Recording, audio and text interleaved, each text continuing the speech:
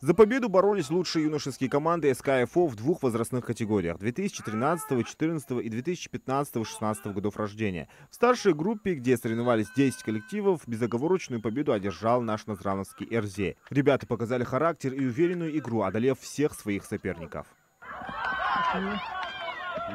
Наконец! А вот как это выглядело вживую. Нападающий РЗ выходит 1 на 1 с вратарем и хладнокровно отправляет мяч в сетку ворот. Именно такие моменты и принесли команде золотые медали турнира. Эмоции от победы остались позади, и команда уже в активном рабочем процессе. Сегодня у ребят обычная тренировка, но за внешним спокойствием серьезная работа над ошибками и подготовка к новым свершениям. Главным творцом победы старшей команды стал 12-летний нападающий Иса Хаутиев. Он был признан лучшим игроком турнира в своей возрастной категории.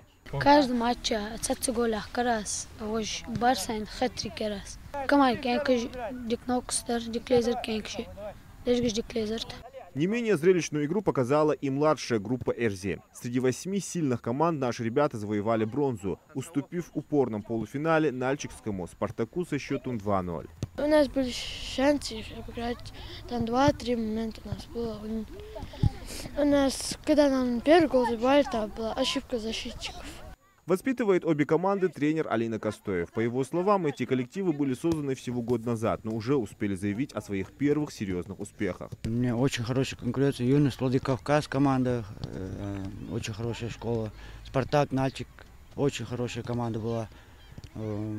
Пятигорск хорошая команда. Карачаево-Черкесия тоже хорошая команда была. Результатом я доволен, но есть над чем работать, надо еще улучшать. Есть над чем работать. Так, оставив позади и радость побед, и горечь поражений, команда РЗ из Назрани продолжает готовиться к новым турнирам. И судя по настрою и уже показанному результату, впереди у этих ребят еще немало ярких побед. Зелимхан Калоев, Адем Гулоев, Абдуллах Тангиев, Магаз 24.